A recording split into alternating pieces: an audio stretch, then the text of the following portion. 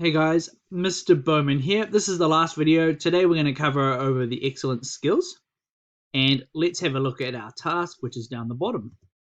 So, the Ministry of Business, Innovation and Employment has reviewed our zoo plans.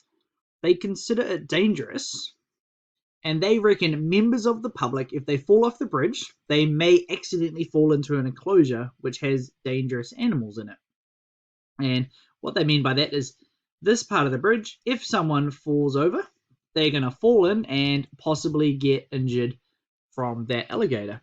So they've instructed us, or Mr. Bowman, to ensure that the bridge goes between the two enclosures. So we're trying to get a bridge. We need to find out a new bridge that goes through there. Investigate the possible set of linear equations that would be suitable for the updated bridge, which starts at the same point. So what that's saying is that point there, that start point, that isn't changing. So if we think of our equation y is equal to mx plus c, our c value isn't changing. So that's going to stay at plus 2. But the gradient may change. Also, will definitely change. So we're trying to find what values of m are suitable for these new bridge. So that means the equation is going to be y is equal to mx plus 2, and the plus 2 coming from the original equation, which is unchanged, and that gives us the start point.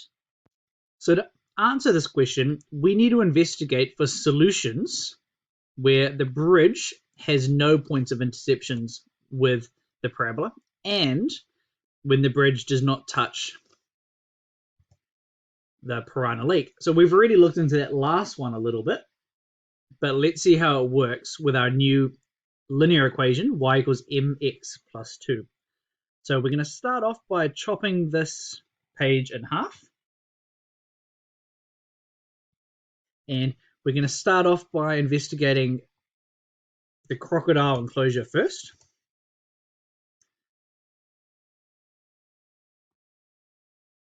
So crocodile enclosure will be on that side, and then we're going to move on to the Piranha Lake after that.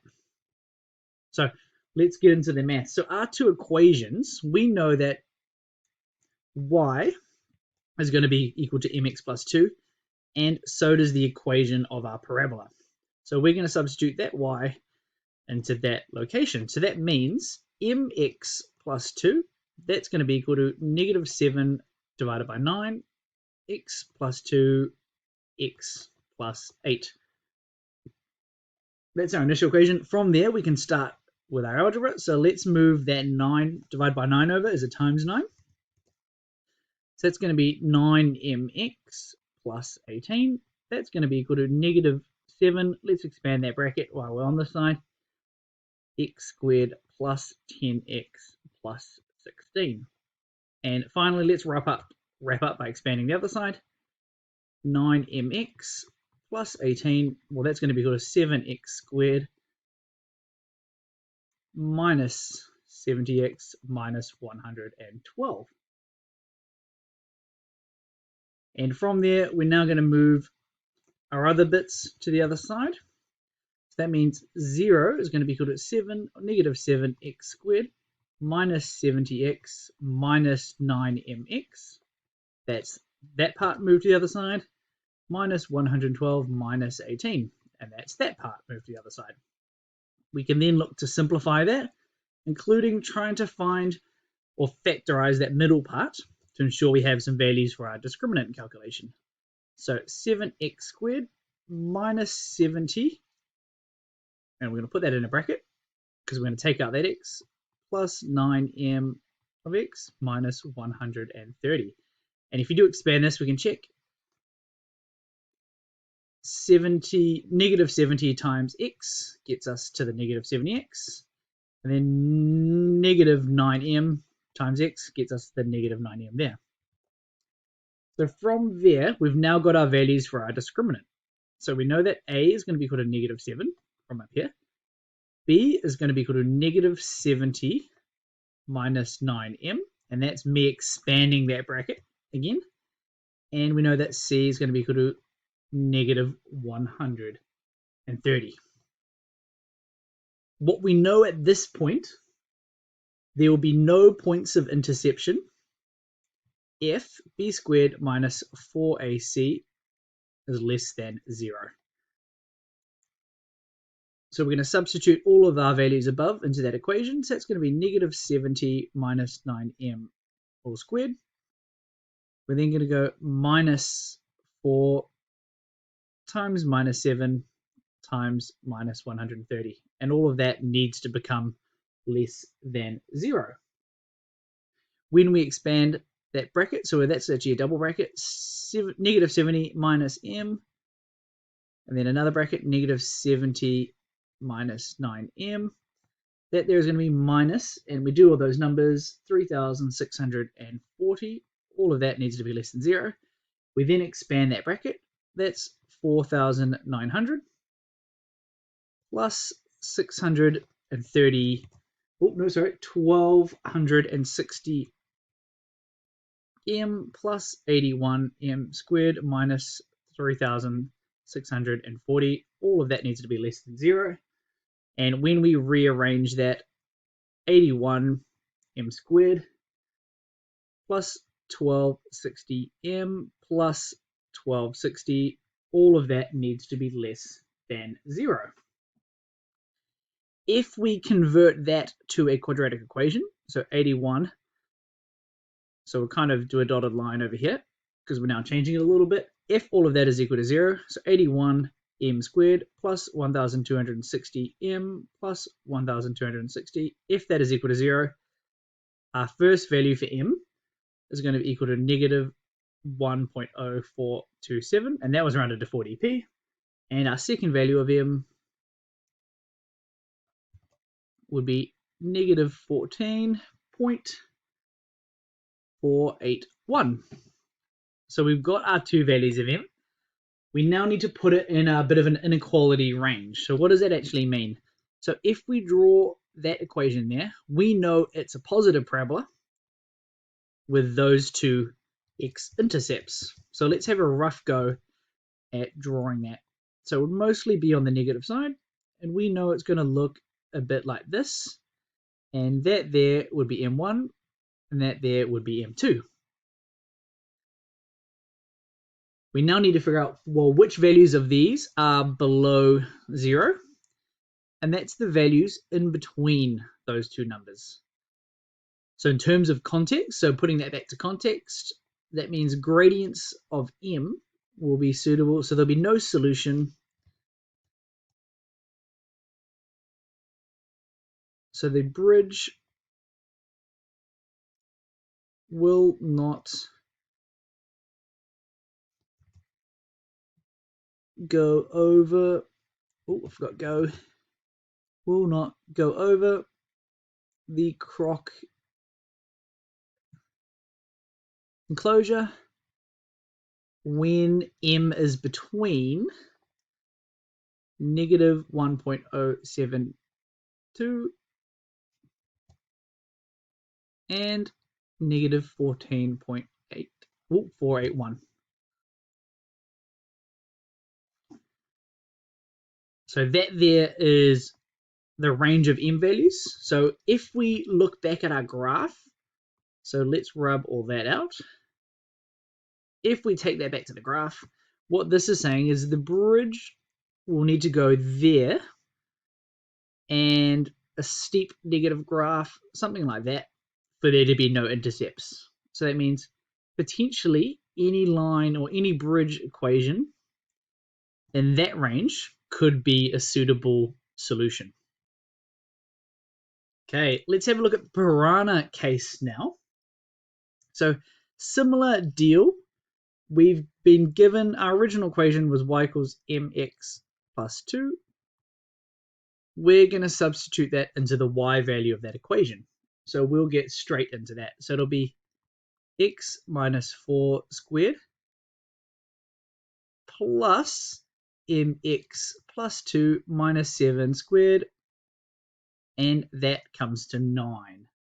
We're then going to go x minus 4 squared plus mx minus 5 squared. All of that comes to these to come to 9. We then look to expand these brackets, x minus 4 plus mx minus 5, mx minus 5. That there comes to 9. If we expand all that, that's going to be x squared plus, minus 8x, because we've got two lots of negative 4x, so minus 8x plus 16 plus m squared x squared minus 10mx plus 25, and that comes to 9 as well. We're then going to look to simplify, so let's get all the things together that we can, and including getting that 9 to the other side. So let's start off with the x's. If we factorize that, so that's going to be m squared plus 1 of x squared. So that's going to get to there. We're then going to get the x's together, which is here and here. So that's going to be minus 8 minus 10m of x. And we then get all the numbers together. So it's going to be that 16 plus the 25 gets us to 41, and then minusing the 9 that comes from the other side. So that'll be plus 32, and all of that comes to 0. From there, we can get our A, B, and C values for our discriminant equation, because again, we need to check that there's no intercepts with the Piranha lake. So A is going to be equal to m squared plus 1. B is going to be equal to negative 8 plus 10m.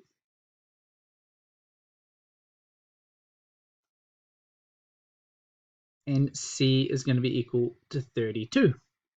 So we can plug all of that into our discriminant. So we know that b squared minus 4ac must be greater, or must be less than 0. Let's put that all in. So negative 8 plus 10m squared minus 4 times m squared plus 1 times 32. All of that must be below 0. When we expand this bracket here, that's going to get us to 64. Oh, let's write that a bit higher in case we run out of room. So it's going to be equal to 64 plus 160m. Oh, I've actually realized we've just made a mistake. So up here, when we expand this, that there makes the 10m negative. So let's change all those to make sure we got it right. So that plus sign needs to go away, and that plus sign there, which makes that plus sign will have to go away. So it's going to be minus, minus, minus. And then carrying on from there, so we've got 8 squared, and then we had negative 8 times m. It was negative or positive 80m. So two lots of positive 80m gets us to 160m. We then add 100m squared. We then went plus 4m squared plus 1. So we've expanded this bracket here times 32. That has to be less than 0. So we've got 64 plus 160m plus 100m squared plus 128. So that plus 128, I'm actually going to rub that out, and I'm going to rub the one above out, because that should be a minus sign from that minus there. This is going to be minus 128m squared minus 32, and that there should be less than, oh, another math error, that 132, 128, because that expanding there needed to be 4. So 4 times 1 should have got us to 4 there. So lots of little math errors coming in there, but luckily we're spotting them all. And then when you simplify all that, it's going to be 100m squared minus 28m squared. So that's going to get us to negative 28m squared. We've then got 160m. And we've then got 64 minus 128, which gets us to minus 64. And all of that needs to become less than 0. So at this point here, we then do our dotted line. We do want to convert this to a regular quadratic equation. to actually be able to find out the roots. So let's move that over so we have room to draw a graph. So negative 28m squared plus 160m minus 64. When is that equal to 0? And our two values of m, m1 will be equal to 0.4328, and m2, well, that there will be equal to 5.2815. And both of those are rounded to 4dp. So we then need to have a think. So those are both positive values. So we need to draw a parabola to find out which ranges of m will meet that criteria. So it's going to be a negative parabola with those two intercepts. So we're just going to draw a rough one. So it's going to look, oh, that's a bad one, pen glitch. It's going to look a bit like that. And that there would be m1, and that there would be m2.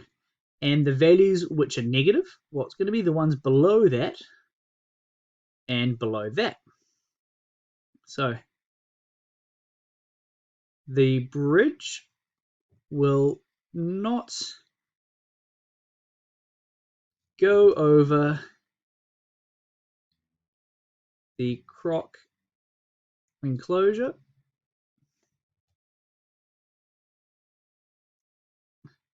when, and we've got two values here, so less than, so when m is less than 0.4328, and when m is more than, so bigger sign, 5.2815.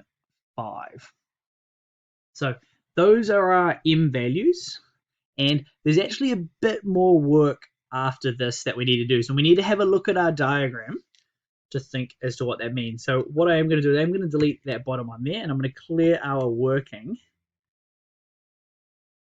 over here. And let's have a think about these gradients. So we've got two solutions. So we already figured out the first solution, gradients between negative 1.4 and that, and negative 14, they don't intercept. So those were graphs that were kind of in this area. Or I'm going to delete that last bit. Those were graphs in that area. So this is linking it back to the context. And then we need to have a look at the enclosure. So they're ones with a gradient of less than. So that's quite a small gradient. So I'm guessing that's going to be these ones down. And then we're looking at ones below that. And that's going to be a steep line. So it's going to have a rise over run. So it's going to be going up quite steep. And that makes sense. That's probably going to be that line there. And that's looking at lines in this direction. So when we actually think about it and we go back to our context, the question specifically asked us, and I should have highlighted it before we deleted it, well, which gradients would result in a bridge that's between the two enclosures? So that keyword between is going to be important. So the values in here, between those two lines, they're going to be between, and these ones are not going to be between. So that means we need to explain our final answer in terms of context, and we do need to reject any answer with a gradient of less than 0.43. So that's the one in the bottom that I just circled there as well. So let's change pen color so we can reference back to our initial working to finish this off. So we're going to start off by eliminating that answer, which was the gradient I've circled in green below. So bridges with a gradient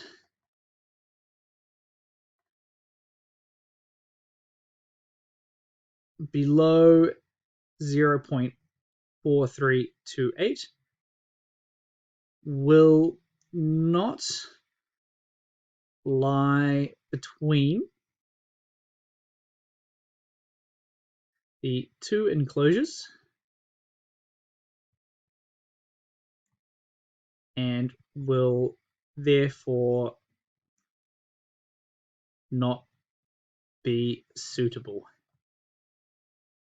So that means we've eliminated this answer. We've said those aren't useful. And what that does mean is any bridges between that value, which I'm circling in green again down the bottom, which was, all right, sorry, got lost and got my track back. But what we're going to do is the gradient here and between here, they were our first range of values, and they were from the solution. And then the portion at the end, well, that was from the very end. So bridges with a gradient